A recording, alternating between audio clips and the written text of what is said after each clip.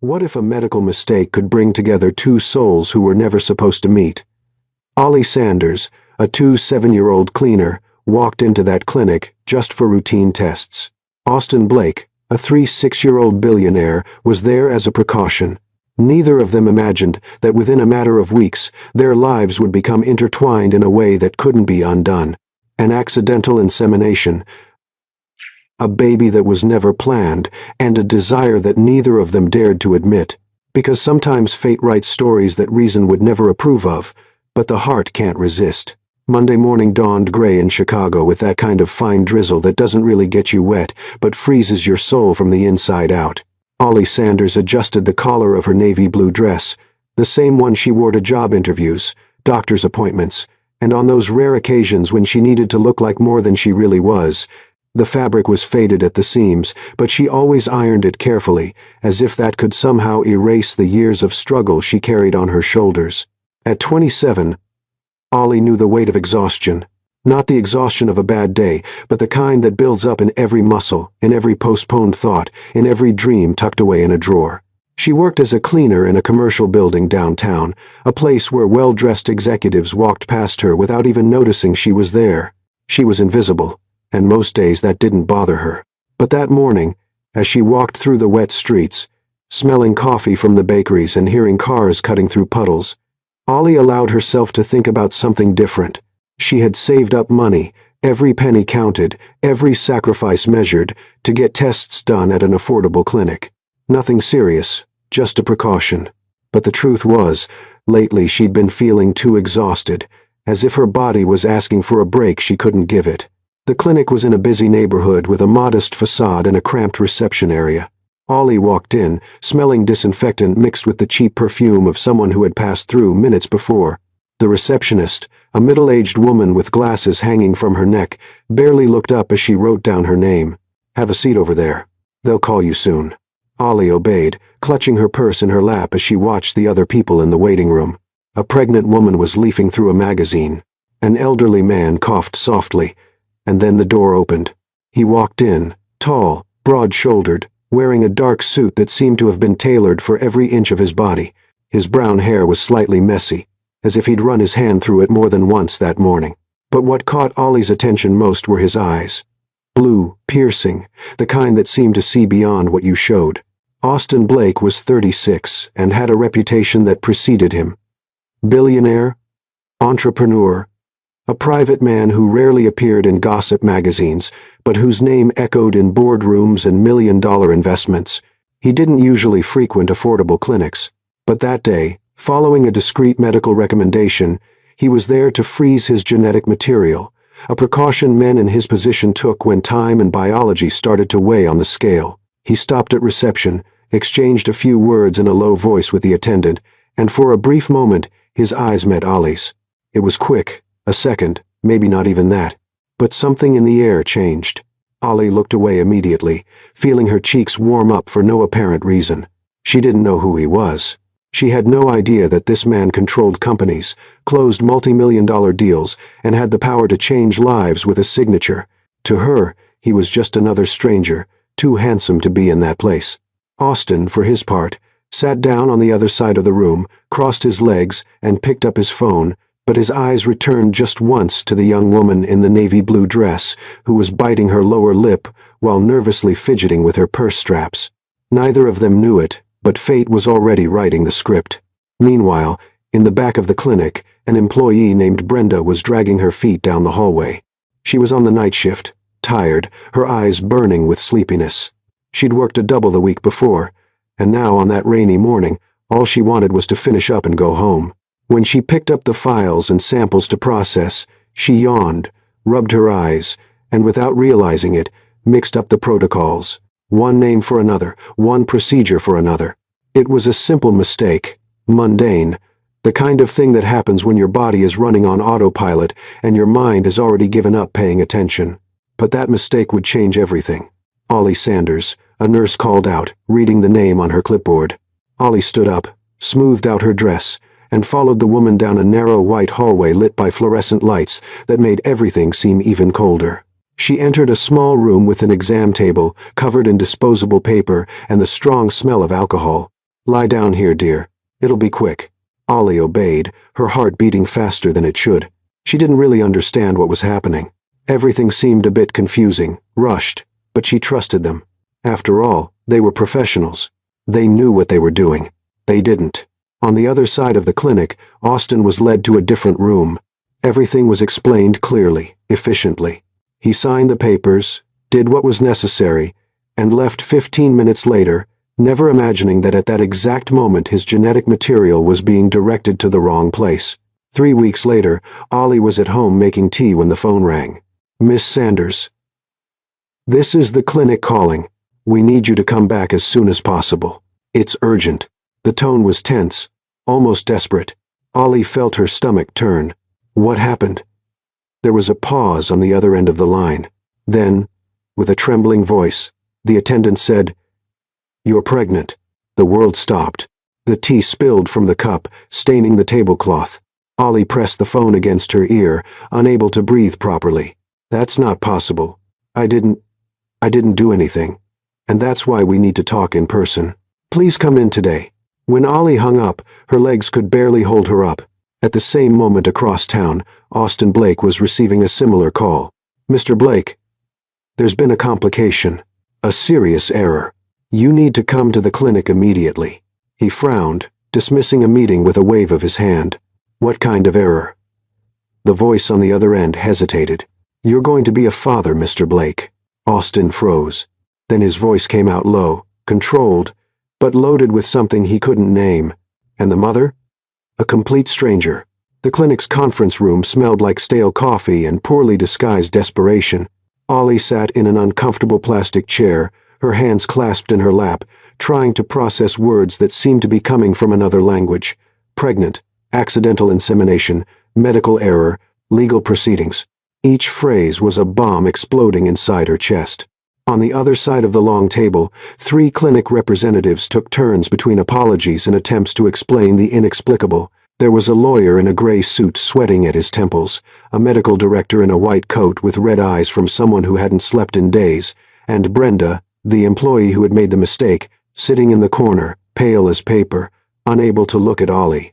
"Miss Sanders, we understand that this situation is unimaginable," the lawyer began, adjusting his glasses with trembling fingers. "But we need you to understand the severity of what happened. There was a mix-up in protocols. The genetic material that should have been frozen was used in your procedure." Ollie blinked slowly, feeling the room spin. Her voice came out almost inaudible. "I came here for blood tests. Simple tests. How does this turn into an insemination?" The medical director cleared her throat, avoiding direct eye contact. There was confusion with the charts. The room was reserved for another procedure right after your appointment. When the nurse called your name, the instruments and protocols were already prepared for the wrong procedure, and nobody noticed. Ollie's voice went up an octave, loaded with furious disbelief she barely recognized in herself. "Nobody stopped to confirm? To ask? I was lying there trusting you." The silence that followed was heavy as lead. Brenda sobbed in the corner, hiding her face in her hands. The lawyer coughed, shuffling through papers as if a magic solution were written there. But there wasn't one. There was no way to undo what had been done. "Who is it?" Ollie suddenly asked, her voice now controlled, cutting. "Whose material is it?" The 3 exchanged glances. It was the director who answered carefully, as if handling broken glass. "From a patient who was also at the clinic the same day. He's already been informed. And he asked to meet you." Ollie's heart raced. "Meet? I don't want to meet anyone. I want this to disappear. I want to wake up and find out it was a nightmare." But it wasn't. The pregnancy test she'd taken 3 times at home confirmed it. The ultrasound they'd asked her to do confirmed it. And now, sitting in that cold room, Ollie had to accept an impossible truth. She was pregnant by a man she'd never met. A man who she would discover minutes later was a billionaire. Meanwhile, across town, Austin Blake was in his office on the top floor of a glass and steel skyscraper. The panoramic view of Chicago stretched out before him. Tall buildings, the river winding between the structures, the sky heavy with clouds. But he wasn't seeing any of it. His eyes were fixed on the phone on his desk as if the device were a lurking enemy. He'd hung up the call from the clinic 5 minutes ago and had remained motionless since then, his breathing controlled, his jaw tense. "Marcus, His personal lawyer and longtime friend, sat on the other side of the desk, watching him with concern. "Austin, are you okay?" Austin ran his hand over his face, rubbing his eyes as if he could erase the information he just received. "They said there was an error, that my genetic material was used on someone else." Marcus leaned forward, frowning. "Used? What do you mean used?" "A woman was inseminated by mistake. She's pregnant, Marcus. Pregnant with my child." The silence was absolute. Then Marcus let out a short, incredulous laugh. "This is insane. This can't be real. They sent me the documents. It's real." Austin stood up, walking to the window, his fingers drumming on the cold glass as he processed the magnitude of what was happening. He'd always had control over everything in his life. Since he was young, he'd learned to plan every move, every decision. He'd built an empire based on strategy, precision, and zero room for error. And now, suddenly, someone else's mistake had created a life that carried his DNA, a life he hadn't planned for, but that somehow, in a strange and disturbing way, he already felt was his. "Who is she?" Austin asked, still with his back turned. Marcus consulted his notes. "Ollie Sanders, 27 years old, works as a cleaner, no criminal record. According to the preliminary report, she's just as shocked as you are." Austin turned slowly, his dark eyes fixed on Marcus. "I want to meet her." "Austin, wait. We need to think this through carefully. Lawsuits, legal agreements, image protection, I don't care about any of that right now." Austin's voice was firm, almost harsh. "She's carrying my child. I need to see her." Marcus sighed, recognizing that determination. When Austin Blake decided something, there was no argument that would make him change his mind. "All right, I'll arrange a meeting. But let's do this the right way." 2 days later, Ollie was back at the clinic, this time in a private room, more comfortable, with leather sofas and a coffee table where they'd left water and coffee. She didn't touch anything. She just remained seated, back straight, hands clasped together, trying to control the tremor that kept rising up her legs. She didn't know what to expect. She didn't know who this man was, what he wanted, how he would react. All she knew was that in a few minutes, she would look into the eyes of the father of the baby growing inside her. A stranger. A complete stranger. The door opened, and then he walked in. Ollie recognized him immediately. It was the man from the waiting room. The man in the dark suit, piercing blue eyes, and a presence that filled the space effortlessly. Except now, seeing him up close, she noticed more details. The firm line of his jaw, the slight scar above his left eyebrow.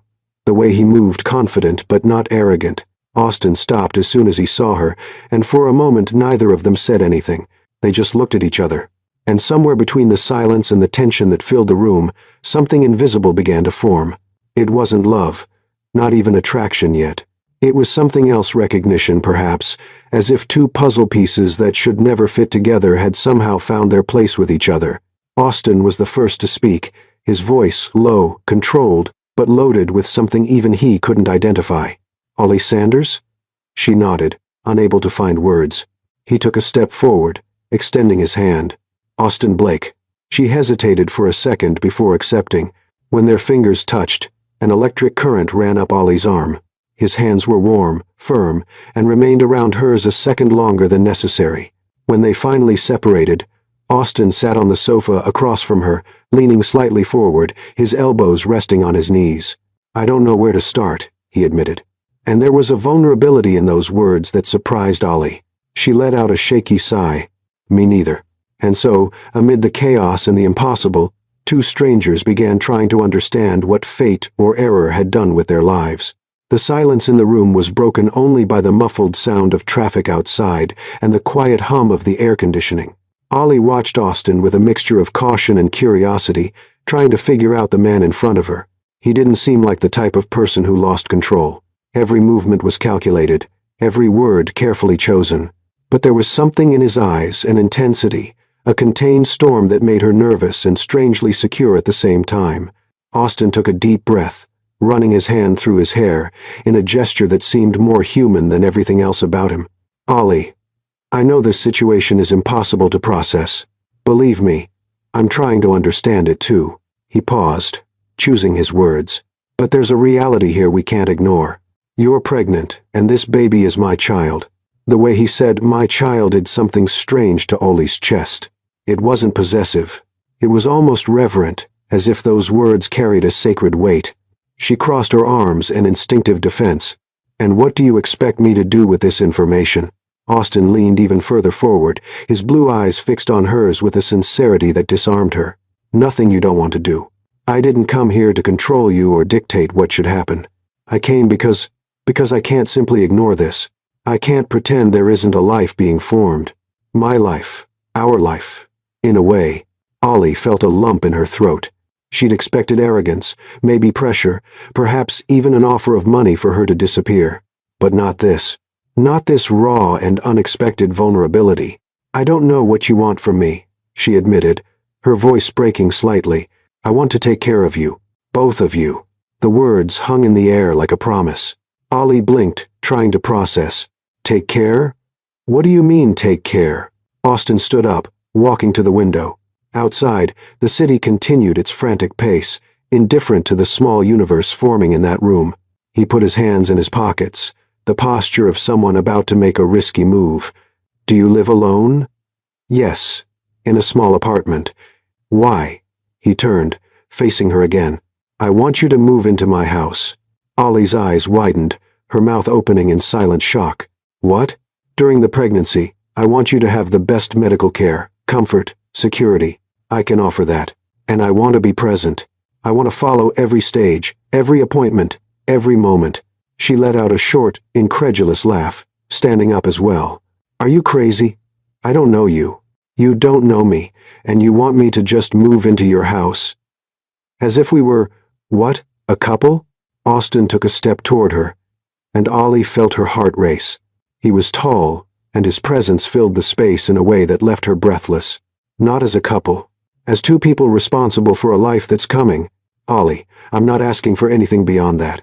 You'd have your own room, your own privacy, but I want to make sure you and the baby are okay, that you don't lack anything."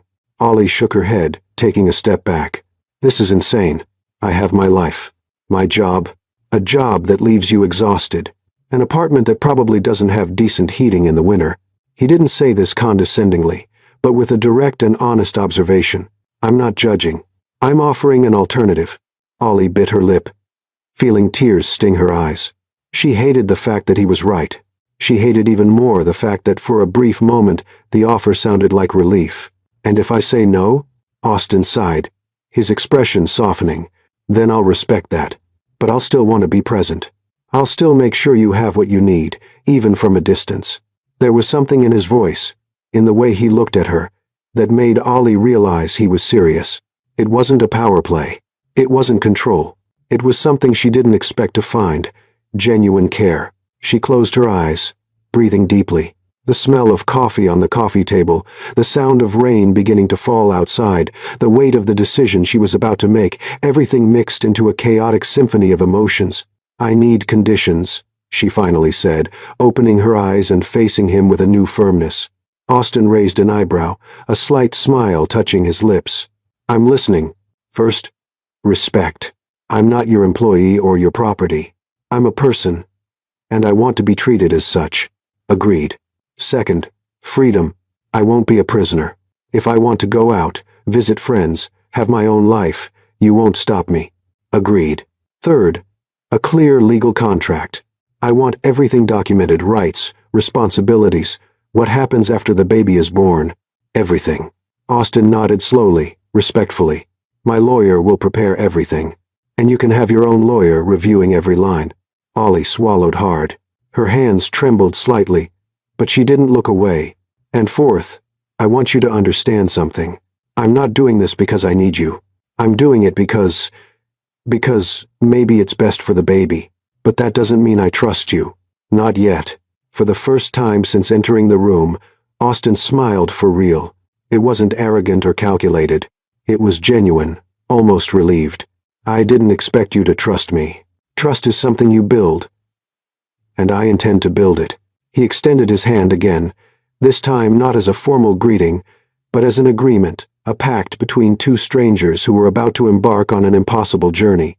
Ollie looked at the extended hand, firm, secure, and there was something in his gaze, firm but gentle, determined but respectful, that made her take the most frightening step of her life. She took his hand. The grip was formal, professional. But their fingers stayed connected a second longer than necessary, and when they finally separated, both felt the ghost of the touch remain. Austin cleared his throat, taking a step back. "I'll arrange everything. The move, the contract, the doctors. You can bring whatever you want from your house, whatever you need." Ollie nodded, still processing what she had just agreed to. "Whenever you're ready. But the sooner the better, so we can start proper prenatal care." She let out a shaky sigh, running her hand through her hair. "Is this real? Is this really happening?" Austin took a step toward her, and for a moment Ollie thought he was going to touch her again. But he just stopped close enough for her to feel the warmth emanating from him, the subtle scent of expensive cologne and wood. "It's happening, Ollie, and I promise I'll do everything in my power to make sure you don't regret this decision." She looked up, meeting those blue eyes that seemed to hold secrets she didn't yet know. And somewhere deep in her chest, a small spark of something, hope perhaps, or just curiosity, began to shine. "Okay," she whispered. "Let's try." Austin nodded. And for the first time since discovering the pregnancy, he felt something beyond shock. He felt purpose. And though neither of them knew it yet, that handshake that lasted a second longer than it should have was the first step toward something much bigger than either of them could imagine. The move happened on a cloudy Thursday. Ollie watched through the window of Austin's car as Chicago transformed around her. The busy downtown gave way to residential neighborhoods, then tree-lined avenues, until they finally arrived at a tall wrought iron gate that opened automatically, revealing a private drive. The mansion appeared like something out of an architecture magazine. Modern lines, glass and concrete, blended with touches of dark wood, enormous windows that seemed to embrace natural light, meticulously maintained gardens with stone fountains and sculpted hedges. It was all so different from her small apartment with a leaky ceiling that Ollie felt her stomach tighten. "We're here," Austin said softly, parking near the main entrance.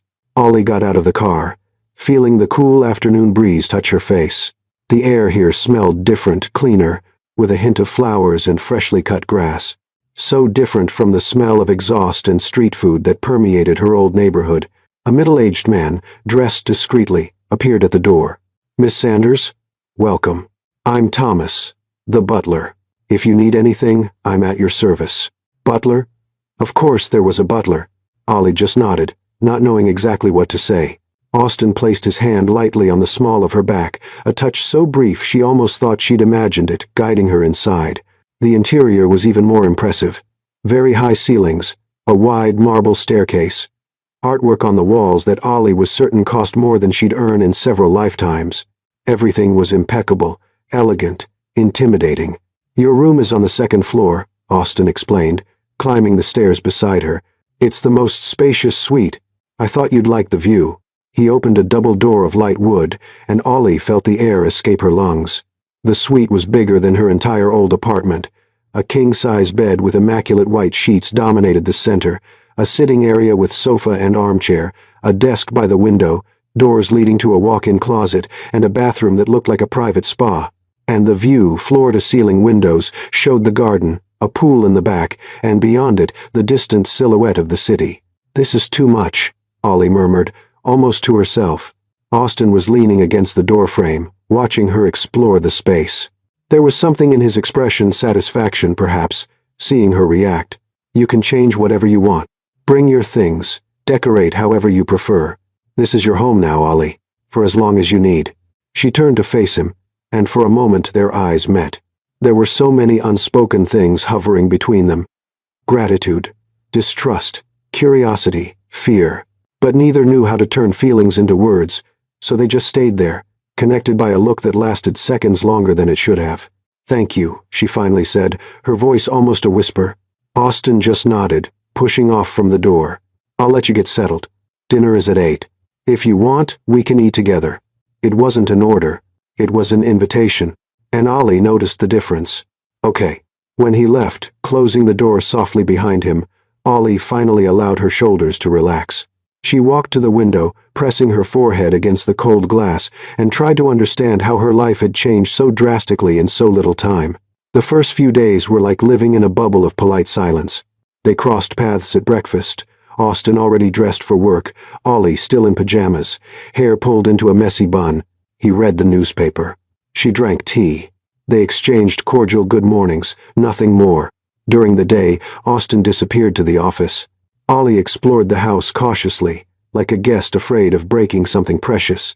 She discovered a library with floor-to-ceiling shelves smelling of leather and aged paper. She found a private movie theater, a gym, even a music studio with a grand piano she didn't dare touch. In the evenings, they dined together in the formal dining room, a long dark wood table where they sat at opposite ends, separated by meters of distance and a rigid politeness that prevented any intimacy. The conversations were superficial. Safe. How was your day? Quiet. And yours? Productive. Silence. The sound of silverware against porcelain. More silence. But there was something in the pauses. Something in the way Austin looked at her when he thought she wasn't noticing. Something in the way Ollie found excuses to walk by the room where he worked just to see if he was okay. They lived like civilized strangers, but the looks lasted longer than they should. It was on a Friday night that the first crack in the wall of formality appeared. Ollie was in the library, wrapped in a blanket on the sofa, reading a novel she'd picked from the shelf. The firelight danced on the walls, creating soft shadows. She was so absorbed in the story that she didn't hear Austin enter. "Good book?" She jumped, putting her hand to her chest. "You scared me. Sorry." He smiled a small smile, but genuine, and walked to the fireplace, resting his arm on the mantel above. He'd removed his jacket and loosened his tie.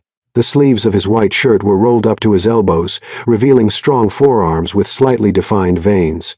Ollie looked away quickly, feeling her cheeks warm.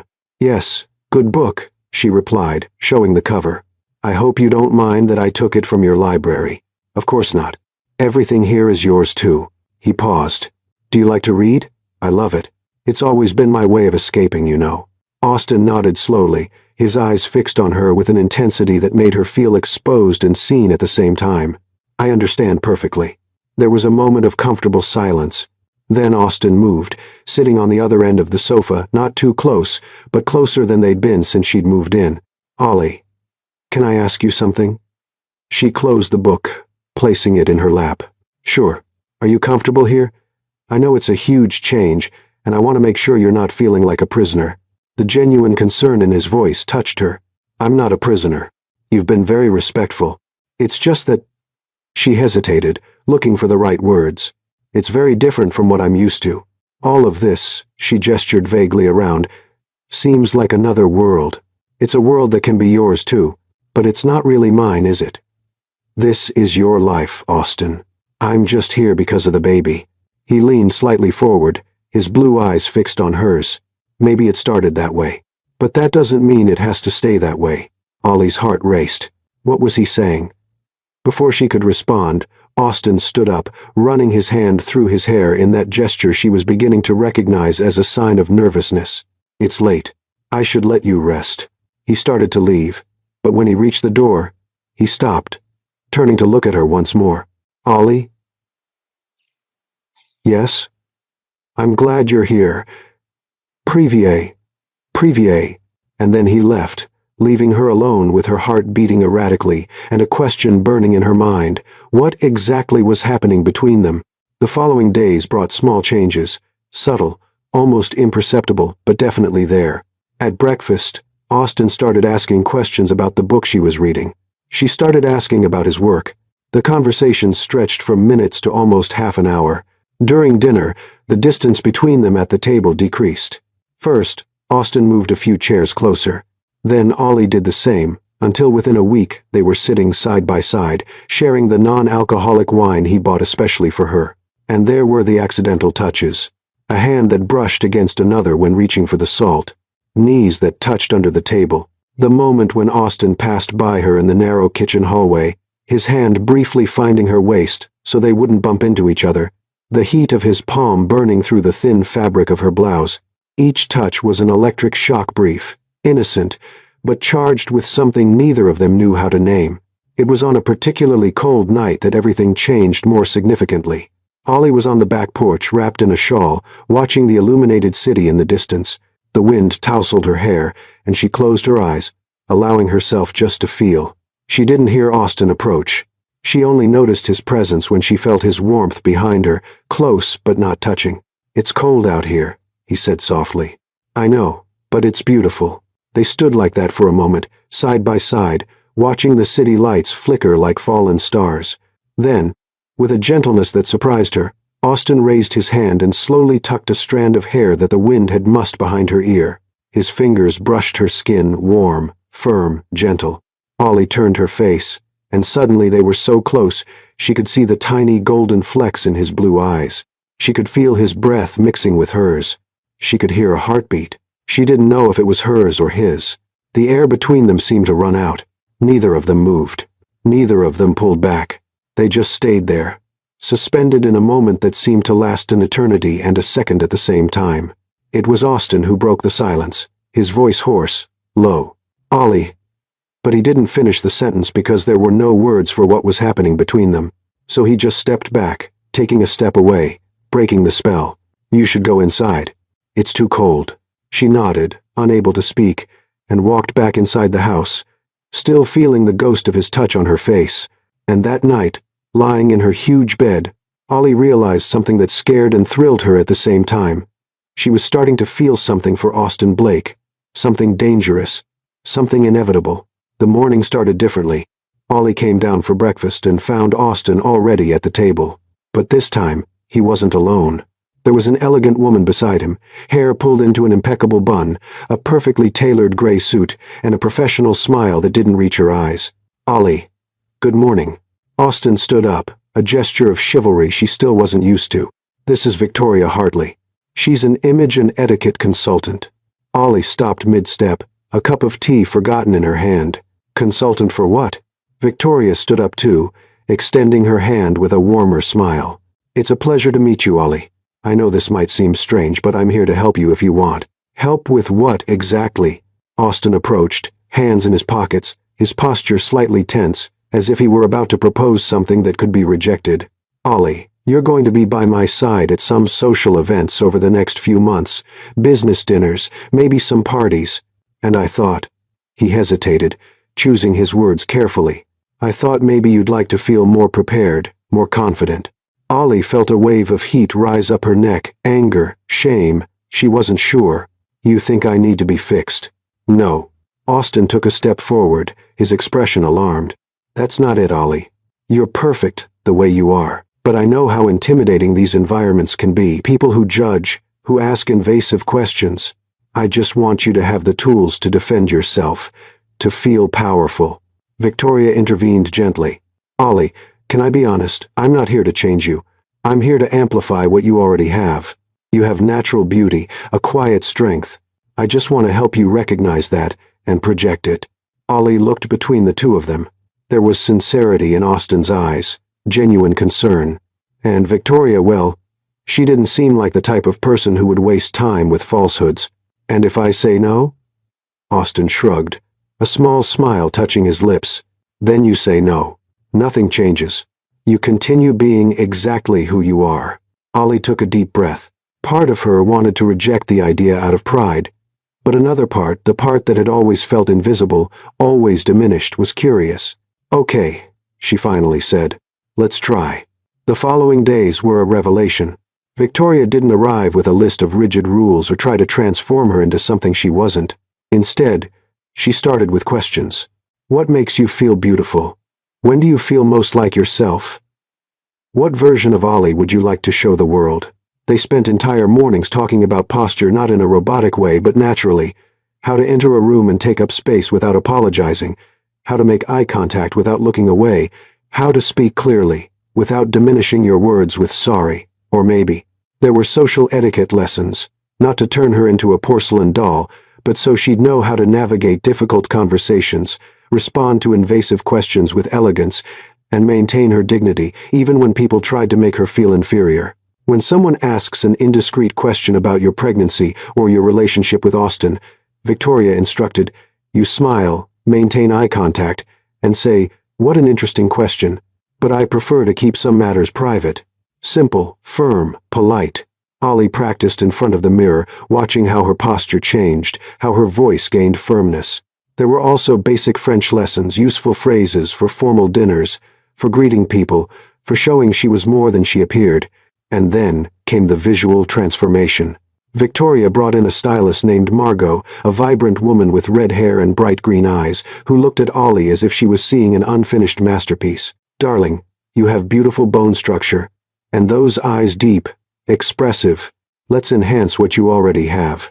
Ollie's closet, previously almost empty, began to fill up. Dresses in soft tones, blues, greens, grays that hugged her body without squeezing, respecting the belly that was starting to grow, expensive fabrics that fell like water, comfortable but elegant shoes, discreet accessories, a delicate necklace, simple earrings. Margot taught her how to dress strategically. You don't need to show everything to be noticed. The power is in suggestion, in confidence. A well-cut dress says more than 1,000 words. When Ollie looked at herself in the mirror after the first complete transformation, she barely recognized the woman reflected back. The navy blue dress hugged her curves gently, highlighting her belly elegantly. Her hair, previously always tied up carelessly, now fell in soft waves over her shoulders. The makeup was light, just enough to enhance her eyes and give color to her lips. But it wasn't the clothes or makeup that drew the most attention. It was the posture, shoulders back, chin up, direct gaze without fear. "My God," she whispered. Victoria smiled beside her. "Do you see now? This was always in you. You just needed to be reminded." Austin was in his office when Ollie came down for dinner that evening. He was on the phone talking about some business or other, but when he saw her standing in the doorway, his voice failed. I'll call back." He hung up without waiting for a response, his eyes fixed on her. Ollie felt her heart race under that gaze. There was something different in the way he observed her now. Admiration, contained desire, respect. "You look beautiful," he finally said, his voice low. "Thank you," she smiled, a new confidence shining in her eyes. "Victoria's good at what she does." Austin approached slowly, hands still in his pockets, as if he needed to control the urge to touch her. "It's not Victoria. It's you. It's always been you." The air between them became dense again, charged with that electricity that was becoming increasingly difficult to ignore. Ollie took a step toward him, and for the first time since she'd moved in, she was the one who initiated the proximity. "Austin." "Yes? Thank you for all of this. For helping me see myself differently." He shook his head slowly, his blue eyes piercing. "I didn't do anything. I just gave you the space to flourish. You did all the work." They stood there just inches from each other, and Ollie realized it was getting harder and harder to remember why she should keep her distance. The following weeks brought an even deeper transformation. Ollie started reading the financial newspapers Austin left on the table. She asked questions about his business, and he, surprised and delighted, answered patiently, explaining complex concepts in simple ways, never making her feel inferior for not knowing. She began accompanying him to some smaller engagements, a business lunch, a presentation at his company, and each time she felt more comfortable, more present. People noticed, secretaries, partners, even strangers. Everyone noticed the elegant woman beside Austin Blake, the way she conversed intelligently, how she smiled with confidence, how she took up space without apologizing. But what changed most was the dynamic between them. Dinners were now long, deep conversations, genuine laughter, shared stories. Austin talked about his privileged but also lonely childhood. Ollie spoke about her struggles, but also about her dreams. And the touches increased. They were no longer accidental. During dinner, their knees touched lightly under the table. Neither pulled back. Austin continued cutting his steak, but his leg remained pressed against hers. Ollie held her glass of non-alcoholic wine tighter than necessary, but didn't move. They just looked at each other intensely as the electric current between them grew. "You're adapting well," Austin said, his voice low. "You made it easy. I only gave you the tools. You had the courage to use them." His hand moved slowly, intentionally, until it found hers on the table. Their fingers intertwined, warm, firm, connected. Ollie felt her heart beat so hard she was sure he could hear it. Ollie, He hesitated, gently squeezing her hand. "I'm proud of you, of what you've become. I'm still the same person." "No." He shook his head, his eyes fixed on hers. "You're more stronger, more confident, more everything." And there, under the soft light of the dining room, with their hands intertwined and their hearts beating out of sync, both realized that something had changed irrevocably between them. They were no longer strangers. They were no longer just two people sharing a space out of obligation. They were becoming something more, something dangerous, something inevitable. And neither of them knew if they were ready to face what would come next. The phone call came on a rainy Tuesday while Austin was at the office, and Ollie was leafing through a cookbook in the kitchen, thinking about trying something new. The sound of his cell phone echoed through the house, and Thomas the butler appeared in the doorway with a slightly worried expression. "Miss Sanders, Mr. Blake would like to speak with you. He says it's urgent." Ollie felt her stomach tighten.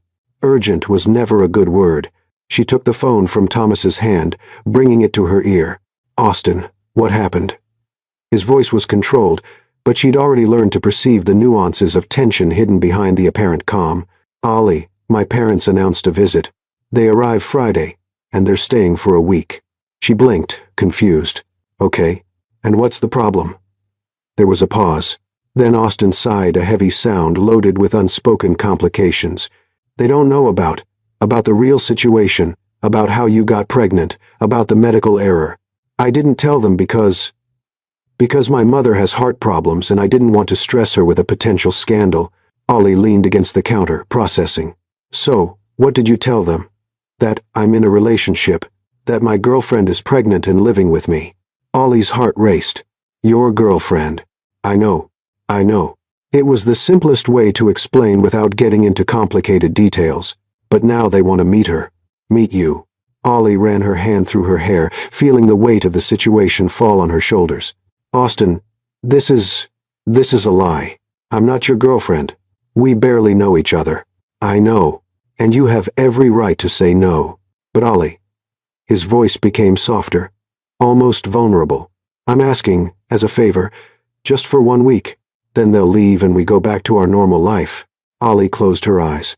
Part of her wanted to refuse, to keep the lines well defined between what was real and what was pretend. But another part, the part that had started to feel something genuine for him, hesitated. "And what exactly are you asking me to do?" "Pretend. Just for a week. Act like a couple. Share the same room." The silence that followed was heavy.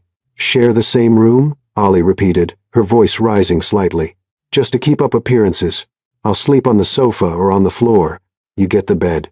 I promise, Ollie, nothing will happen. We just need to look convincing." She bit her lip, her heart beating erratically. The idea of sharing a room with Austin, of having him so close, so present, was frightening and strangely exciting. "Okay," she finally said. "I'll do it. But you owe me an honest explanation after they leave." "Deal." Friday came too quickly. Ollie spent the entire morning nervous, changing clothes 3 times before deciding on a moss-green dress that Margot had chosen, elegant but casual. Her hair was loose in natural waves, the makeup light. She looked at herself in the mirror and took a deep breath. "You can do this. It's just 1 week." When she heard the sound of the car in the driveway, her stomach knotted. Austin appeared in the bedroom doorway wearing dress pants and a white shirt with rolled-up sleeves. He stopped when he saw her, his eyes traveling over her figure with an admiration he didn't try to hide. "You look perfect. I'm dying of nervousness." He approached, taking her hand, a gesture that was becoming increasingly natural between them. "They're going to love you. How could they not?" His fingers squeezed hers, and for a moment, Ollie forgot this was just pretend. Margaret and Richard Blake were exactly what Ollie expected. Elegant, sophisticated, but with a surprising warmth in their eyes. Margaret, a woman with perfectly styled gray hair and a gentle smile, hugged Ollie as soon as she saw her. "So, you're the young woman who captured my son's heart. What a pleasure to meet you." Richard, tall and imposing like Austin, but with age lines marking his face, shook her hand firmly. "It's good to see Austin finally happy. He needed someone like you." Ollie forced a smile, feeling Austin's hand land on the small of her back, a touch of support, but also part of the performance. During dinner, the questions came. How they met, how long they'd been together, how the pregnancy happened. Austin responded with a rehearsed story that mixed truths and lies. They met through mutual friends, connected immediately, and the pregnancy was a surprise, but a welcome one. Ollie contributed where she could, adding small details that made the story more believable. And surprisingly, it was easier than she'd imagined. Maybe because part of the story, the connection, the mutual respect, the growing admiration wasn't a lie. When it was time for bed, Ollie went up to Austin's room with her heart in her throat. His room was different from hers, darker, more masculine, dark wood, shades of gray and navy blue, a king-size bed with impeccable sheets. It smelled like him, that mixture of expensive cologne and something inherently Austin. He came in behind her, closing the door. "You can have the bed. I'll sleep on the sofa over there." Ollie looked at the sofa in the corner, comfortable, but definitely not made for someone Austin's height. "You won't fit there. I'll manage." "Austin, be reasonable. The bed is huge. We can share. Just sleep. Nothing more." He hesitated, his eyes searching hers. "Are you sure?" "No," she admitted, "but I am anyway." That first night was torture. They lay with their backs turned, each on one end of the huge bed. But the awareness of each other's presence was overwhelming. Ollie heard his breathing, deep, controlled. She felt the warmth emanating from his body, even with the distance between them. His scent was everywhere, on the pillows, on the sheets, in the air. "Ollie." His voice cut through the silence, low and hoarse. "Yes? Thank you for doing this." "You're welcome." Silence again. Then, almost imperceptibly, their breathing synchronized, inhaling and exhaling at the same rhythm, as if their bodies were conversing in a language their minds didn't yet understand. When Austin whispered, "Good night," Ollie responded with a soft, almost inaudible sigh. Neither of them slept easily that night. The following days were a delicate dance of pretend intimacy that was beginning to feel more and more real. In front of Austin's parents, they were the perfect couple. He placed his hand on her waist as they passed through a doorway. She adjusted his tie before they left for dinner. They exchanged knowing looks, small smiles, casual touches that made Margaret sigh with satisfaction. "You two are so beautiful together," she said one afternoon while they were having tea in the garden. "I see the way he looks at you, Ollie. My son is in love." Ollie almost choked on her tea. Austin, sitting beside her, just smiled, putting his arm around her shoulders in a gesture that seemed too natural to be just acting. "How could I not be?" he said, looking at her with an intensity that made her heart skip a beat. At night, they shared the bed, and each day, the distance between them decreased. On the second night, they woke up facing each other. On the third, his hand was dangerously close to hers. On the fourth, their feet touched under the sheets, and neither pulled back. On the fifth night, Austin broke the silence. "Ollie, can I ask you an honest question?" She turned to face him in the dim light, their faces illuminated only by the moonlight coming through the window. "Sure. Is this being as difficult for you as it is for me?" Her heart accelerated. "What do you mean?" he sighed, running his hand over his face. "Pretending. Being so close to you and having to constantly remind myself it's just an act. Touching you and knowing I have to stop. Looking at you and not being able to." He stopped, biting his lip. Ollie felt the air leave her lungs. Not being able to what? Austin turned completely toward her, their bodies now just inches apart. She could feel his warmth, the tension radiating from every muscle. Not being able to do this. And then, slowly, giving her all the time to pull back, he reached out and touched her face. His fingers traced the line of her jaw, moving up to brush away a strand of hair. Ollie closed her eyes, leaning into the touch. Her heart was beating so hard she was sure he could hear it. "Austin, tell me to stop. Please, Ollie, if you don't want this, tell me to stop." But she didn't. She couldn't. Instead, she opened her eyes and met his blue, intense, full of contained desire and something deeper that neither was ready to name. "I don't want you to stop." And in that moment, the line between pretend and reality disappeared completely. The next morning arrived with a golden light that flooded the room through the half-open curtains. Ollie woke slowly, feeling a comforting warmth around her. It took a few seconds to realize she was nestled against Austin's chest, her head resting on his shoulder, his arm wrapped protectively around her waist. She froze, her heart racing. The previous night had ended with that touch on her face, that whispered confession, but nothing beyond that had happened. They had simply stayed there, looking at each other in the dim light until exhaustion won, and without realizing it, their bodies found each other in the middle of the bed. Austin moved slightly, pulling her closer against him, still asleep. Ollie closed her eyes, allowing herself just to feel his scent, That mixture of woody cologne and something purely masculine. The warmth of his skin through the thin fabric of his shirt. The sound of his deep, peaceful breathing. For the first time in a long time, she felt safe. "Are you awake?" His hoarse voice vibrated against the top of her head. "Yes," she whispered. He didn't pull away. His fingers resting on her waist began to trace lazy, almost unconscious circles. "I slept better than I have in years." Ollie smiled against his chest. "Me too."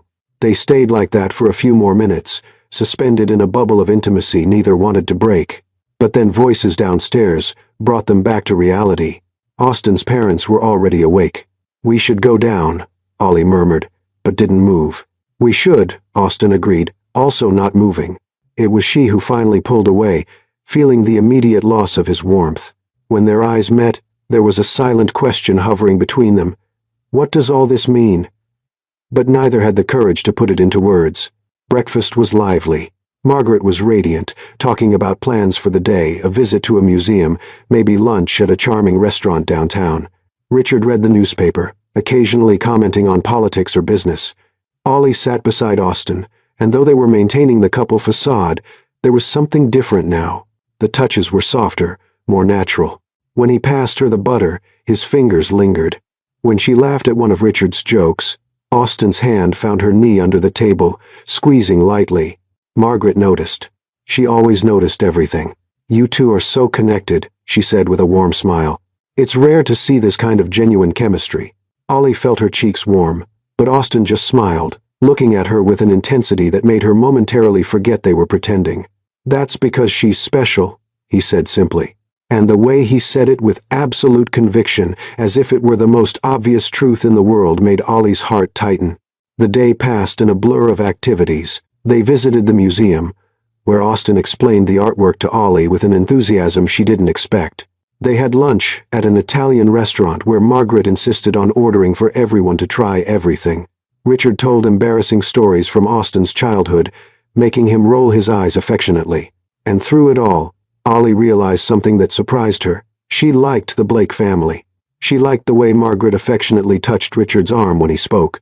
She liked how Richard looked at his son with barely disguised pride. She liked being part of that world, even if temporarily. But it was at night, when they returned home and Austin's parents retired to the guest room, that the real transformation happened. Austin and Ollie were in the library. She was on the sofa with a book she wasn't even trying to read, and he was standing by the window watching the rain begin to fall outside. "Your parents are amazing," Ollie said, breaking the silence. Austin turned, hands in his pockets. "They really liked you. My mother told me you're the best thing that's ever happened to me." Ollie laughed softly. If she knew the truth. "The truth?" Austin approached, sitting beside her on the sofa. "Which part of the truth, Ollie? That we started in an unconventional way? That we had to pretend for my parents? Or the truth that at some point over these weeks I stopped pretending?" Her heart stopped. "Austin." He took her hand, intertwining their fingers with a gentleness that contrasted with the intensity in his eyes. "Ollie, I don't know exactly when it happened. Maybe it was that first day at the clinic when our eyes met for a second. Maybe it was when you laid out your conditions so firmly. Or maybe it was in all the little things, the way you bite your lip when you're concentrating, how you smile when you read something funny, how you gently place your hand on your belly when you think no one's looking." Tears began to form in Ollie's eyes. "You can't say these things. We had an agreement." "What agreement?" He leaned closer, his voice low and intense. "The agreement was that you'd live here during the pregnancy, that I'd take care of you. But there was nothing in the agreement about not falling in love." The words hung in the air, heavy and irreversible. Ollie felt tears stream down, but didn't look away. "I don't know what to do with this," she confessed, her voice breaking. "I don't know how to trust this. What if you wake up one day and realize it was just the situation?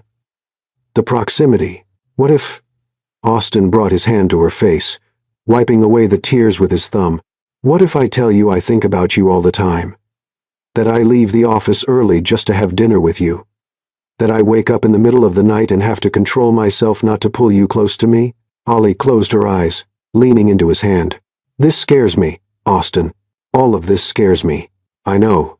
It scares me too." He pressed his forehead against hers. But the only thing that scares me more is the idea of pretending I don't feel this." They stayed like that, breaths mixing, hearts beating in chaotic synchrony. And then Margaret appeared in the doorway, stopping abruptly when she saw them. "Oh, sorry. I just came to get a book." She quickly grabbed a random volume from the shelf, but before leaving, she looked at Ollie with an expression that said more than words could express.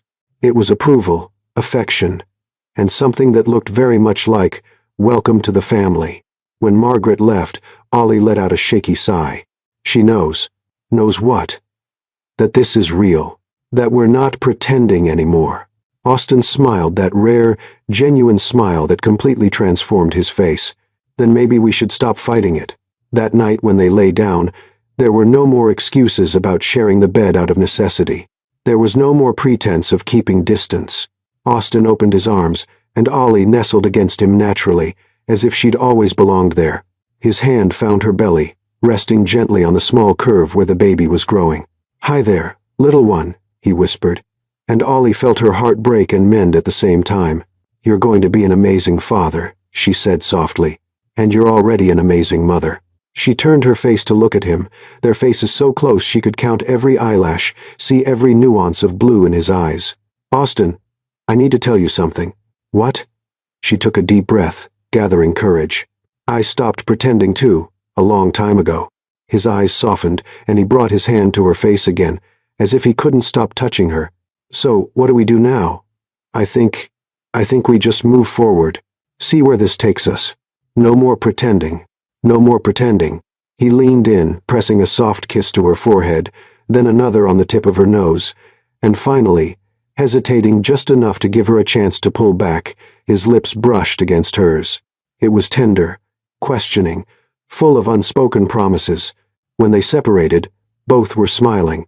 "Good night, Ollie," he whispered. "Good night, Austin." And for the first time since it all began, they truly slept together, not as strangers sharing a space, not as actors in a performance, but as two people who were discovering little by little that maybe the mistake that brought them together wasn't a mistake after all. Maybe it was destiny disguised as an accident. And maybe, just maybe, the love they were feeling didn't need an explanation. It just needed to be lived.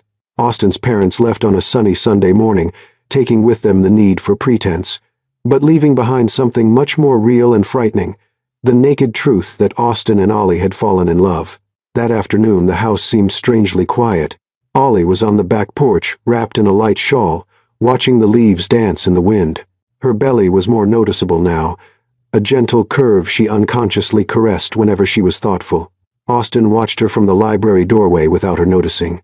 There was something mesmerizing about the way she moved, so natural, so genuine. During the week with his parents, he'd been surprised by how easily she'd fit into his life, as if she'd always belonged there. But now, without the protection of pretense, the real vulnerability of what they felt hovered between them like an unanswered question. He approached silently, stopping beside her. "What are you thinking about?" Ollie smiled, without taking her eyes off the garden. "About how everything changed. A few months ago, I was cleaning offices, worried about bills. And now," she looked down at her belly, "now I'm here, pregnant, living in a mansion, feeling things I don't know if I should feel." Austin turned to face her completely, hands in his pockets, trying to control the urge to touch her. "And what are you feeling?" She finally looked at him, and there was raw honesty in her eyes. Fear, hope, confusion, and something else that I can't name yet. He took a step closer, eliminating the distance between them. "Can I try to name it for you?" Her heart raced. "You can." "Desire," he began, his voice low and hoarse. "Need. The feeling that somehow, inexplicably, you've become essential to me. The way I wake up thinking about you. How I count the hours until I can see you again. How every touch, every look, leaves me wanting more." Ollie felt the air leave her lungs. The intensity in his gaze was overwhelming. "Austin, tell me it's not just me. Tell me you feel this too." She swallowed hard, her hands trembling slightly. "It's not just you. I feel it. God, I feel it so much it scares me." Something changed in his expression, a decision made, a line crossed. "We don't have to be afraid, Ollie." And then, with a gentleness that contrasted with the evident urgency in his eyes, he raised his hand and touched her face. His fingers traced the line of her jaw, his thumb caressing her lower lip. Ollie closed her eyes, leaning into the touch. Every nerve ending in her body was on fire. "Look at me," he asked softly. She obeyed, opening her eyes and meeting that intense blue she now knew so well. "I want to kiss you. For real. Not like we did in front of my parents, but for real. May I?" Her voice came out as a trembling whisper. "Yes." Austin leaned in slowly, giving her all the time in the world to change her mind, but she didn't. Instead, her eyes closed the moment his lips touched hers. The kiss started soft, a careful exploration, a question asked with the mouth. But when Ollie sighed against him, something broke. Her hands moved up to his neck, her fingers tangling in his hair. And Austin pulled her closer, one hand on her waist, the other still caressing her face. The kiss deepened, tongues met, tastes mingled. It was hunger and tenderness at the same time, desire and care, urgency and patience. When they finally separated, both were breathless, foreheads resting against each other. "Wow," Ollie whispered. Austin laughed softly, a hoarse sound full of satisfaction. "Yeah. Wow." They stayed like that for a moment, just breathing, getting used to this new reality. Then Austin took her hand. "Come with me." He guided her into the house, climbing the stairs to his room, the room that was now theirs. When they entered, Austin closed the door gently, turning to face her. The afternoon light came through the windows, bathing the room in golden tones. Ollie stood in the middle of the room, the shawl fallen from her shoulders, the simple dress gently hugging her curves. She'd never looked more beautiful. "Are you sure?" he asked, giving her one last chance to pull back. Ollie didn't hesitate. "I've never been more sure of anything in my life." Those words were all he needed to hear. Austin approached slowly, each step deliberate, like a predator who doesn't want to scare his prey. But there was nothing predatory in his eyes, only pure adoration. He stopped in front of her, his hands rising to hold her face with both palms. "You're beautiful," he said, his voice deep and loaded with emotion. "You make me nervous," she confessed, her eyes on his lips. "Good nervous or bad nervous? The best kind of nervous." He smiled before kissing her again, this time with more urgency. Her hands found the buttons of his shirt, unbuttoning them one by one with trembling fingers.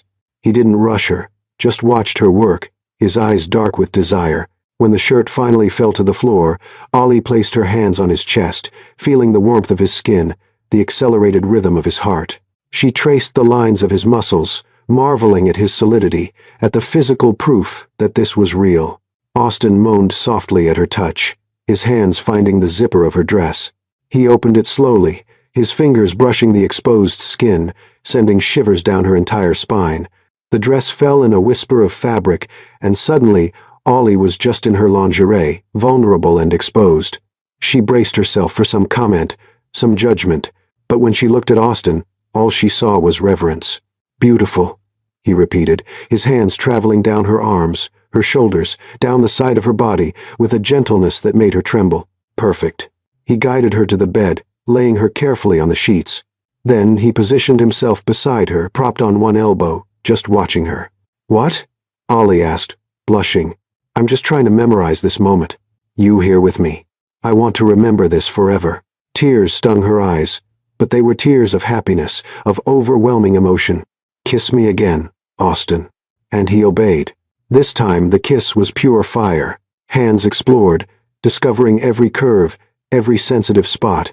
Austin traced a path of kisses down her neck, descending along her collarbone, stopping reverently over the belly where the baby was growing. "Hi there, little one," he whispered against her skin, pressing a tender kiss there. "Daddy's here." Ollie felt her heart melt completely. She ran her fingers through his hair, pulling him back up. "I need you," she whispered. He positioned himself over her, careful with her belly, his eyes fixed on hers. "Look at me. Don't look away." And she didn't. When their bodies finally joined, it was as if all the pieces of an impossible puzzle fit together perfectly. They moved together slowly at first, then with more intensity, but always connected. Eyes on eyes, hands intertwined, breaths synchronized. Austin whispered sweet words in her ear, how beautiful she was, how much he desired her, how he couldn't believe she was real. Ollie responded with muffled moans, with trembling whispers of his name, with touches that said everything words couldn't express.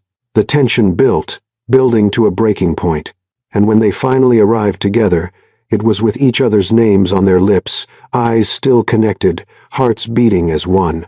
Afterward, lying among rumpled sheets, bodies intertwined, and sweat cooling on their skin, they remained silent for a long time. Austin caressed the curve of her belly, tracing lazy circles with his fingers. Ollie rested her face on his chest, listening to the steady rhythm of his heart. "Austin," she said softly. That was... I know." She smiled against his skin. "How can you know what I was going to say?" He pulled her closer, pressing a kiss to the top of her head. "Because I'm feeling it too. Whatever you were about to say, I'm feeling it too." Ollie raised her face to look at him, and there was a new vulnerability in her eyes. "I think I'm falling in love with you. Actually, no. I think I've already fallen." The smile that spread across Austin's face was one of pure happiness. "Thank God, because I've been there for weeks." She laughed, and he captured the sound with another kiss, softer this time, more tender, but no less significant. When they separated, Austin caressed her face, his eyes serious. "Ollie, I know all this started in a crazy way, medical error, contract, pretending, but this..." He pressed her hand against his chest where his heart was beating hard. "This is real. You're real. And I'm going to spend the rest of my life proving to you that making that decision to move in here was the best thing you could have done." The tears flowed freely now, but Ollie was smiling. "You're already proving it." They fell asleep like that, intertwined, complete, finally honest about what they felt. And outside, the city continued its frantic pace, indifferent to the small miracle happening in that room. A love born from chaos. A love that, against all odds, was the most right thing either of them had ever felt. The weeks following that night were like living in a dream. Austin and Ollie no longer hid what they felt, at least not from each other. The days were filled with shared laughter, deep conversations that stretched into the early morning hours, and constant touches that seemed necessary for breathing itself. He canceled meetings to have lunch with her. She anxiously waited for him to come home from work just so she could nestle in his arms. Dinners became sacred rituals where they exchanged stories, dreams, fears, and the nights were theirs completely. But not everything was perfect. Because despite all the love growing between them, Ollie carried a silent insecurity that gnawed from within, a small but insistent voice that whispered, "What if you're just the convenient accident? What if he wakes up one day and realizes this isn't real?" She tried to ignore it, tried to lose herself in the way he looked at her, how he touched her, how he whispered sweet words in her ear. But doubt was a stubborn shadow that refused to disappear completely. The bomb exploded on a Tuesday afternoon. Ollie was in the living room, leafing through a decorating magazine and thinking about how she could personalize the baby's room, when her phone vibrated with a notification. It was a message from an old colleague from the building where she worked as a cleaner, someone she hadn't talked to in months. "Ollie, did you see this? Isn't this the guy you're living with?" Below the message was a link. With her heart tight, Ollie clicked. It was an article from a celebrity and business magazine. The headline read, "Austin Blake and ex-model Isabelle Fontaine together again. Sources say old flame may be rekindling." There were photos Austin at a charity event, an event Ollie didn't even know about, next to a stunning woman, tall, blonde, in a red dress that seemed to have been painted on her perfect body. Isabelle Fontaine, international ex-model, heiress to a fashion fortune, and apparently Austin's ex-girlfriend. The photos showed them talking, smiling. In one, her hand was on his arm. Ollie's stomach turned. She read the article with trembling fingers. According to sources close to them, Austin and Isabelle had had a serious relationship years ago and had recently been seen together at various events. Sources speculated about a possible reconciliation. There was no mention of Ollie, no mention of the pregnancy. It was as if she didn't exist. The front door opened and Austin came in, loosening his tie and smiling when he saw her. "Hey, love, you won't believe the day I had. The deal with the Japanese company finally." He stopped abruptly when he saw the expression on her face. "Ollie, what happened?" She stood up slowly, the phone still in her hand, and turned the screen toward him without saying a word. Austin took the device, his eyes quickly scanning the article, his jaw tightened, and he let out a heavy sigh. "Ollie, this isn't... Who is she?" Ollie's voice came out colder than she intended. "An ex-girlfriend from years ago. This doesn't mean anything." You went to an event with her and didn't tell me. I didn't go with her. We were just at the same event. She approached me. We talked out of politeness and that was it. Ollie crossed her arms. The vulnerability she always tried to hide, now exposed like an open wound. And why didn't you tell me about the event? Why didn't you invite me? Austin ran his hand over his face, clearly frustrated, but not with her, with himself. Because it was a last-minute event, political, boring, the kind of thing I didn't want to drag you to. You were tired, remember? You'd spent the whole day with morning sickness. It was true, she remembered. But logic didn't calm the storm of insecurity roaring in her chest. So you went alone and met your perfect ex-model. And now there are photos of you together, and speculation, and none of that matters because I love you. The words came out with an intensity that made Ollie stop mid-sentence. Her eyes widened. What? Austin took a step toward her, then another, until he was close enough to hold her shoulders firmly but gently. I love you. He said each word slowly, with absolute emphasis. Not Isabel. Not anyone else. You, Ollie. Only you. Tears began to fall from her eyes, but she shook her head, trying to pull away. How can you be sure? We met under crazy circumstances. I got pregnant by accident. You took me in out of obligation. What if nothing? He pulled her back, holding her face between his hands, forcing her to look at him. Ollie, listen to what I'm saying. Yes, we started in a crazy way. Yes, the circumstances weren't conventional. But what I feel for you has nothing to do with obligation or accident. It has to do with the incredible woman you are, with the way you face the world with courage, even when you're afraid, with the way you make me laugh, with the way you make me want to be a better man. He pressed his forehead against hers, eyes closed, voice thick with emotion. You're the only woman who's ever made me want to drop everything, work, stupid events, everything just to spend more time with you. I want you, Ollie. Not the mistake, not the situation. You. Ollie sobbed, her hands clutching his shirt. I'm so afraid this isn't real. That you'll wake up one day and realize you could have someone better, someone like her. Austin opened his eyes, pulling back just enough to look at her completely. Ollie Sanders, you're going to listen to me now and listen well. His voice was firm, but loaded with love. There is no one better. There's no one I want besides you. Isabel is part of the past, a past that means nothing to me now. You're my present, you and our baby, and God willing, you'll also be my future. He wiped her tears with his thumbs, his blue eyes shining with absolute sincerity. I know you're afraid. I am too afraid of not being good enough for you. Afraid of messing everything up. But Ollie, the only thing that scares me more than that fear is the idea of losing you. So, please, believe me. Believe in what we have. Ollie closed her eyes, letting the words penetrate, dissolving the insecurities one layer at a time. When she opened them again, a decision had been made, the decision to trust, to take a risk, to believe that maybe, just maybe, she deserved to be loved like this. I love you, Austin, she said, her voice still trembling but firm. I love you so much it hurts and it terrifies me. The smile that spread across his face was one of pure relief, of overflowing happiness. Then, let's be afraid together, because I love you too so much I can't imagine my life without you. He kissed her, then deep, desperate, full of promises and silent declarations, and when they separated, both were smiling through tears. No more secrets? Ollie asked. No more secrets. You'll know about every event, every meeting. Actually, you're coming with me always, even when I'm huge and awkward. He laughed, his hand sliding to her belly, caressing the curve with adoration.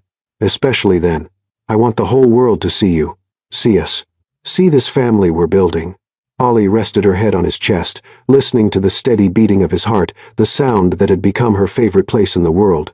Family, she repeated softly. I like that. Me too. More than I imagined possible. They stayed like that, embraced in the middle of the room as the sun set outside, painting the sky with shades of orange and pink. And in that moment, Ollie finally allowed the doubt to dissipate completely, because the way Austin held her as if she were the most precious thing in the world said more than 1,000 words could express. She was loved. She was desired. She was chosen. And maybe, just maybe, that medical error that should have ruined their lives had actually been the best thing that ever happened to them. Because sometimes fate works in mysterious ways, and sometimes the best loves are born from the most unlikely beginnings. The months passed like leaves carried by the wind quickly, but filled with moments that seemed suspended in time. Ollie's belly grew, transforming into a pronounced curve that Austin couldn't stop touching. He talked to the baby every night, telling stories about the world waiting for him, making promises of protection and unconditional love. Ollie flourished not just physically, but in every way. The insecure woman who had entered that house months ago had transformed into someone confident, radiant, powerful. She attended events beside Austin, conversed with executives and investors with the same ease as she talked with the gardener. She'd learned to navigate that world without losing her essence, without forgetting where she came from. And Austin fell more in love every day with the way she laughed, with how she talked to her belly when she thought he wasn't listening, with the way her hand always sought his, as if she needed the constant connection. They had become inseparable not because they had to, but because they wanted to. The expected due date arrived in the early hours of a spring morning. Ollie woke up with a strong contraction that made her squeeze Austin's hand hard enough to leave marks. "Austin," she gasped, her eyes wide. "I think it's time." He sat up immediately, all sleepiness disappearing in a second. Okay, let's breathe. Remember what we learned in class." He was already moving, grabbing the bag they had prepared weeks before, calling the doctor, staying calm even with his heart racing. But when he looked at Ollie, saw the fear mixed with excitement in her eyes, all his composure almost crumbled. "Hey," he said softly, returning to the bed and holding her face. "You're going to be okay. We're going to be okay. I'm here. I won't leave your side for even a second." She nodded, squeezing his hand again when another contraction came. "I know. I trust you." And there was an absolute truth in those words that made Austin's heart tighten. The hospital was a blur of fluorescent lights, white corridors, and calm voices of nurses giving instructions. Ollie was settled into a delivery suite, courtesy of the best hospital in Chicago, where Austin had ensured she would have the best possible care. The hours dragged on, contractions that came in, increasingly intense waves, sweat on her forehead, tears of pain and exhaustion. But through it all, Austin was there holding her hand, wiping her face with a cold cloth, whispering words of encouragement. "You're the strongest woman I know. You can do this. We're almost there." "I can't take it anymore," Ollie cried at one point, completely exhausted. Austin pressed his forehead against hers, his eyes fixed on hers. "Yes, you can, because you're amazing, and our son is waiting to meet the incredible mother he has. Just a little more, love. Just a little more." And then, after what seemed like an eternity, the doctor said the magic words, "It's time to push." Ollie squeezed Austin's hand with all the strength she had left, and with one last monumental effort, she pushed. The sound that filled the room was the most beautiful either of them had ever heard, the strong, indignant cry of a newborn. "It's a boy," the doctor announced, lifting the baby so they could see. Austin felt tears stream freely down his face, tears of relief, of happiness, of overwhelming love. Ollie sobbed and laughed at the same time, her arms outstretched when they placed the baby on her chest, still covered in vernix, but absolutely perfect. The entire world seemed to stop. "Hi, my love," Ollie whispered, her fingers delicately tracing the tiny face. "Hi, baby. Mommy's here."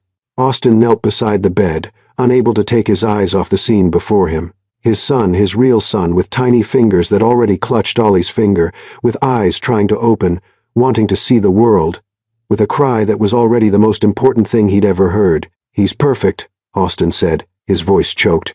"He's ours," Ollie replied, looking at Austin with eyes full of tears and love. And in that look, Austin knew with absolute certainty what he needed to do. 2 days later, when Ollie was resting comfortably in the hospital suite, the baby sleeping peacefully in a bassinet beside the bed, Austin entered the room carrying something hidden behind his back. He looked nervous, something rare for someone who commanded boardrooms with powerful executives. "Ollie." She opened her eyes, smiling when she saw him. "Hi. What are you hiding?" Austin approached, sitting carefully on the edge of the bed. He took her hand, intertwining their fingers, and took a deep breath. "Ollie, these last few months, you've transformed my life in ways I never imagined possible. You taught me what real love is, not convenient love, not obligatory love, but the kind of love that changes everything, that makes you want to be better, that makes every day worthwhile." Tears began to form in her eyes. "Austin." "Let me finish," he said softly, smiling. "When I found out about the pregnancy, I thought I was doing the right thing by bringing you to my house. I thought I was being responsible, fulfilling my duty. But somewhere along the way, you stopped being a responsibility and became my reason, my joy, my home." He moved then, getting off the bed and kneeling beside her. From his pocket, he pulled out a small velvet box. Ollie's heart stopped. "Austin, what are you doing?" He opened the box, revealing a ring delicate, elegant, with a diamond that captured the light hypnotically. "Ollie Sanders. I'm not asking because you're carrying my child. I'm not asking because it makes sense logically. I'm asking because I'm crazy about you. Because I can't imagine my life without you. Because I want to wake up beside you every day for the rest of my life." Tears flowed freely now, but Ollie was smiling that radiant smile that lit up her entire face. "Will you marry me, Ollie?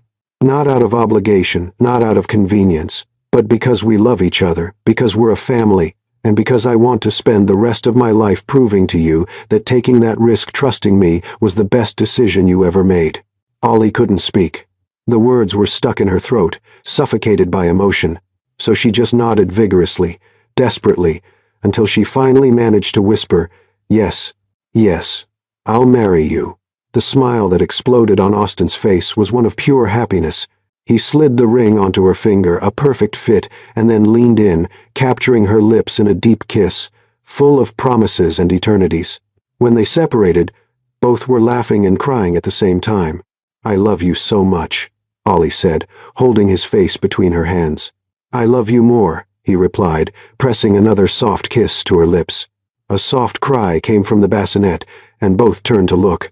The baby was waking up, his little eyes blinking, his face contorting in an expression that clearly said, "I need attention now."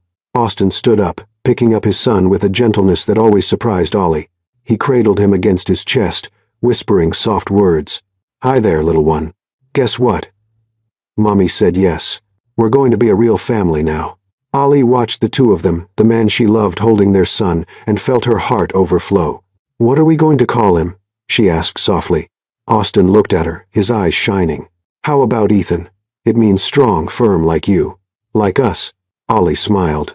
"Ethan Blake. I love it." 3 months later, they married in an intimate ceremony in the garden of the house that was now truly theirs, only close family and dear friends. Margaret cried through the entire event. Richard shook Austin's hand with paternal pride, and when Austin and Ollie exchanged vows, words written by themselves, full of references to the impossible journey they'd traveled, there wasn't a dry eye in the audience. "I promise to love you on the easy days and the hard ones," Austin said, holding her hands. "I promise to be your safe harbor, your partner, your best friend. I promise to honor the accident that brought us together, because that accident gave me everything I always wanted, but never knew I needed." Ollie smiled through her tears. "I promise to trust you, even when fear tries to convince me otherwise. I promise to build this life with you day by day. I promise to love you and our son with every piece of my being, and I promise never to forget that the best gifts come wrapped in the most unexpected situations." When the officiant declared them husband and wife, Austin pulled Ollie close, kissing her deeply as everyone applauded and celebrated. The final scene shows the three of them months later on a lazy Sunday. The house had been transformed. Ethan's room was decorated with clouds painted on the ceiling and stuffed animals on every surface. There were toys scattered around the living room, evidence of a life lived, not just inhabited. Ollie was sitting on the sofa, Ethan sleeping peacefully in her lap. Austin came from behind, leaning down to kiss her forehead and then the top of their son's head. "Is he sleeping?" he whispered. "Just fell asleep." Austin walked around the sofa, sitting beside her, his arm wrapped around her shoulders, pulling her close. Ollie rested her head on his shoulder, eyes closed in pure contentment. "Are you happy?" Austin asked softly. She opened her eyes, turning her face to look at him. And what he saw there, love, peace, gratitude, answered, before she even spoke. "More than I ever imagined possible." He touched her face tenderly, tracing the line of her jaw with his thumb. "Me too. You and Ethan, you're everything." They kissed, then soft, slow, full of everything they'd built together. When they separated, Ollie looked at the sleeping baby, then at the ring on her finger, then at the man beside her. "You know what's funny?" "What?"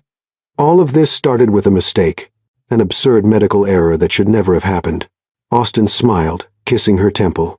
Yeah, but you know what I learned? What? That destiny doesn't make mistakes when it comes to true love. It just works in mysterious ways. Ollie laughed softly, pressing closer against him. Mysterious, that's one word for it. But true. And there, in that house that had become a home, with a baby who was the physical symbol of their love, and with hearts finally complete, Austen and Ollie knew an absolute truth. Sometimes the greatest gifts come wrapped in the most unlikely mistakes. And sometimes the love that didn't make sense on paper is exactly the kind of love that makes all the sense in the heart. And so, what began as an impossible mistake transformed into the truest love story. Ollie learned that being seen, being chosen, being loved unconditionally can heal even the deepest wounds. Austen discovered that the control he valued so much meant nothing compared to the beauty of surrendering completely. Together they proved that destiny sometimes writes with invisible ink, and only those who have the courage to trust can read it. Because in the end, maybe there are no mistakes, only unexpected paths that lead us exactly where we're supposed to be.